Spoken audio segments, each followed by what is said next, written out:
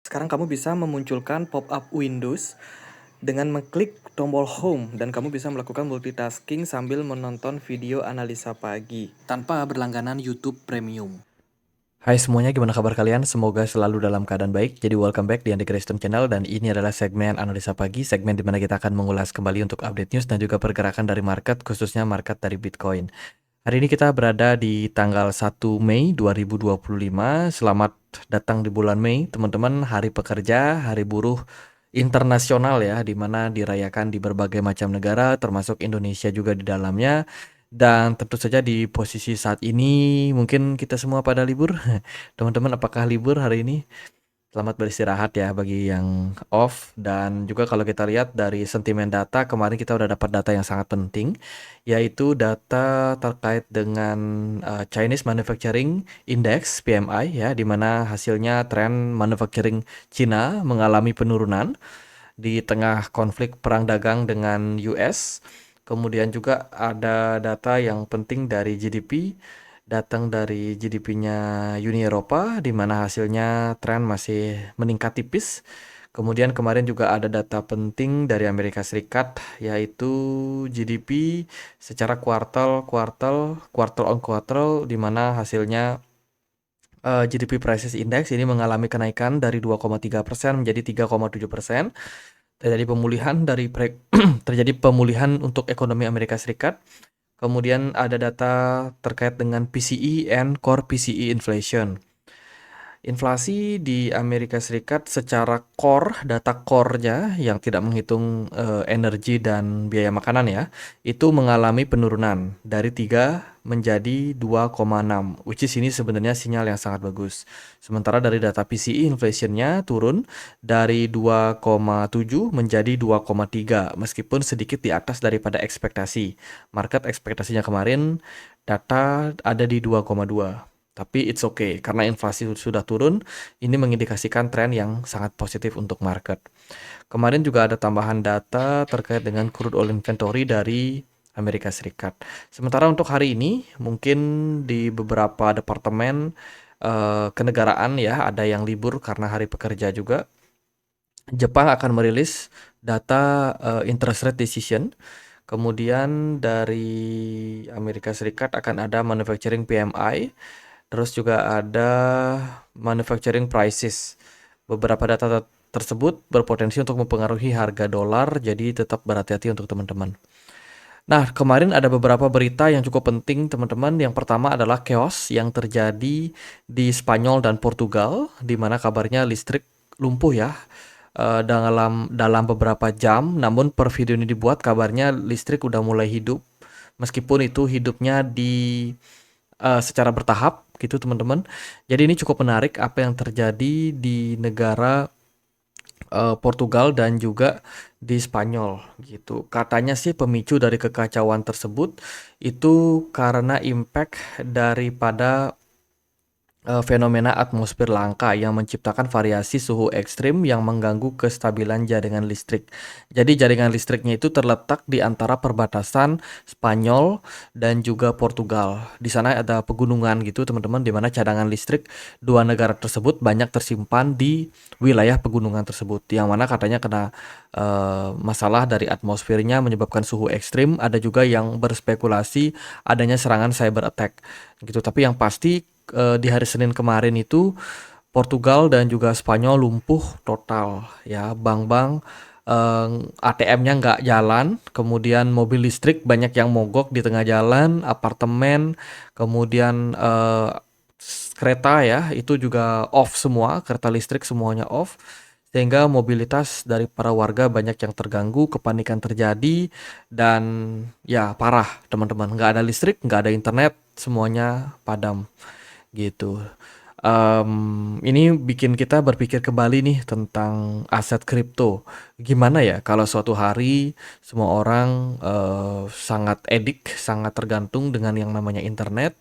Kemudian ya kita sebutlah mungkin simpan aset kripto kita di apa namanya di cold wallet seperti itu. Kemudian kita pas pengen ambil uang ternyata bermasalah gitu. Gimana ya? Kalau saya sih mikir Ini sesuatu yang harus diantisipasi sih teman-teman. Diversifikasi kita punya aset penting sekali karena tidak selamanya kita bisa mengandalkan yang namanya listrik dan juga internet. Meskipun menawarkan banyak kemudahan, tapi let's say kalau ada sesuatu yang terjadi pada internet ini, jangan sampai kita juga mati, nggak bisa bergerak ya karena ya udah narik uang nggak bisa, kemudian kita mau berpergian pun mungkin tergantung dengan listrik juga. Saya nggak bisa bikin video update karena internet dan listrik mati, jadi akan sangat-sangat berdampak dengan kehidupan. Semoga sih nggak terjadi ya di Indonesia ataupun di negara lainnya. Kemudian juga ada berita tambahan terkait dengan konflik ya di wilayah Kashmir, India dan juga Pakistan memanas, teman-teman. Jadi konflik nampaknya berlanjut dan ini tentu saja akan menyebabkan ancaman juga ya eh, untuk kestabilan dua negara tersebut. Harapannya sih nggak akan meluas ke berbagai negara gitu. Jadi ada konflik, ada listrik yang chaos, padam, terus juga masalah inflasi dan masih banyak masalah-masalah lainnya yang juga turut membanjiri berita dan juga mewarnai kondisi dari market. Teman-teman, kemarin Fear and Greed Index sedikit turun ya, berada di poin 56, masih dalam posisi greedy di mana kondisinya saat ini market udah mulai harus menurunkan tensi. Ya, menurunkan tensi, jangan terlalu FOMO karena apapun itu kondisinya sekarang penuh dengan ketidakpastian. Sedikit summary ya untuk kondisi market. Indeks dolar pelan-pelan mulai mencoba buat recover. Kemarin dari gold XAU turun 0,87%. Sementara Bitcoin dan kawan-kawan masih bertahan di kisaran level 94.600-an. Di mana kondisinya kemarin Bitcoin ini sempat kena flash dump ke kisaran 92.800-an. Sementara ini sih masih bergerak sideways dan masih belum tembus area 91.900. Jadi selama itu Bitcoin ini masih bakalan tetap strong gitu. Dari beberapa berita, tarif Trump ini masih belum diturunkan. Katanya sih Trump sudah mencoba untuk menghubungi China. Dan China secara diam-diam sudah melakukan evaluasi terkait dengan pemberian tarif ini. Ya, China dikabarkan akan melakukan perlonggaran terhadap beberapa atau sejumlah barang Amerika Serikat karena Trump mengatakan Beijing akan memakan barang-barang tersebut juga gitu. Jadi China sendiri sebenarnya juga masih ada melakukan import barang-barang dari Amerika Serikat gitu. Nah, supaya konflik tidak meluas, Cina mencoba untuk memberikan kelonggaran terkait dengan salah satu tarif ya, yaitu etana ya kemarin, eten, ethane import itu tidak dikenakan pajak dan kemungkinan akan meluas ke beberapa material lainnya. Gitu. Diharapkan sih ini bisa mengurangi ketegangan dan juga bisa membuat setidaknya perdagangan ini kembali lancar. Seperti itu. Kemarin juga dari Kearney ya, Perdana Menterinya Kanada dikabarkan bersedia untuk bertemu di masa depan dengan Donald Trump terkait dengan pembahasan pajak. Pada masa kenaikan pajak kemarin yang diumumkan oleh Trump, itu Kanada memang tidak disebut, Kanada dan Meksiko, karena dua negara ini sudah kena tarif lebih dulu. Gitu. Nah, terkait dengan tarif tersebut, nampaknya Kanada ini udah mulai melunak juga. Dia akan bersedia gitu untuk membahas terkait dengan masalah tersebut. Itu semoga dapat titik terang juga. Kemudian kemarin inflow dari Bitcoin Spot ETF melemah, di mana inflow masih didominasi oleh BlackRock, namun arus keluar sudah mulai muncul dari Fidelity, dari ARK21 Share, lalu ada dari Bitwise dan beberapa hedge fund lainnya. Kemudian juga dari Ethereum Spot ETF kemarin masih mendapatkan inflow yang didominasi oleh Fidelity. Jadi intinya ETF udah mulai melemah secara buyer. Kemudian dari beberapa berita penting lainnya, ada FIFA dikabarkan akan shifting NFT platform mereka ke Ethereum. Ya, karena apa? Karena sebelumnya mereka menggunakan fasilitas blockchain milik dari Algorand. FIFA kolaborasi sebelumnya dengan Algorand waktu Piala Dunia di Qatar kemarin. Dan sekarang mereka udah mencoba shifting ya. beralih ke platform yang kompatibel dengan Ethereum Virtual Machine. Lagi-lagi karena Ethereum Virtual Machine menyediakan banyak sekali fasilitas, termasuk juga kemudahan terkait dengan NFT collection yang sudah kompatibel dengan banyak sekali wallet, sehingga kedepannya NFT collection dari FIFA ini akan bisa kompatibel jika teman-teman simpan di MetaMask dan juga wallet dari Ethereum lainnya.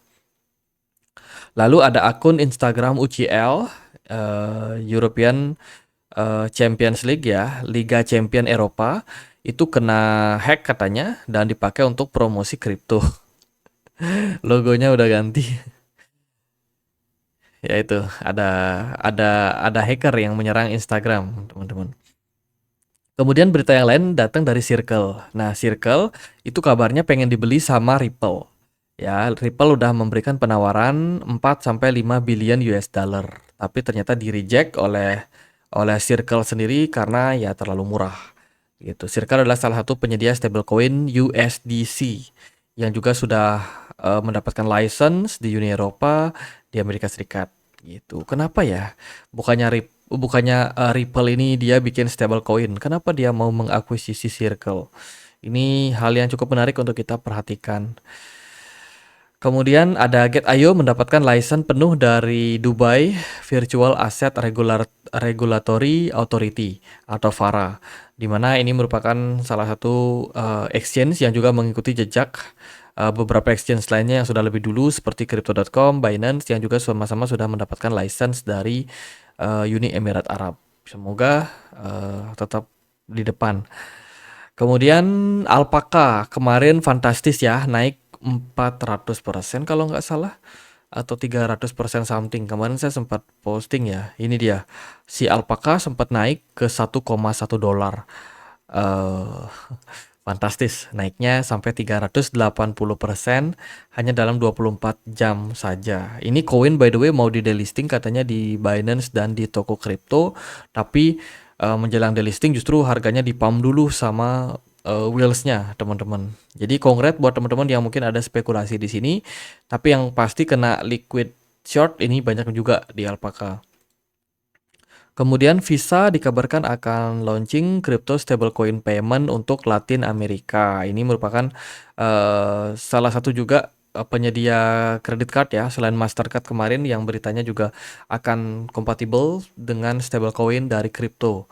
Nah, sekarang Visa juga nggak mau ketinggalan, setidaknya target mereka adalah di Amerika Latin atau Amerika Selatan. Itu teman-teman, dan kita perhatikan kondisi dari market secara teknikal overall masih aman. Bitcoin meskipun kemarin ada sedikit penurunan, tapi sejauh ini juga masih cukup oke. Bergerak masih dalam konsolidasi pasar dan menurut saya ini adalah salah satu hal yang sangat-sangat wajar. Coba kita lihat dia dari data liquidation di CoinGlass. Dari data CoinGlass kemarin ada peningkatan jumlah likuidasi atau yang kena liquid di posisi long position. Sampai totalnya ya 24 jam terakhir yang kena liquid itu mendekati 400 juta US dollar. Ini menunjukkan memang ketidakpastian dari market menyebabkan banyak yang kena liquid di futures.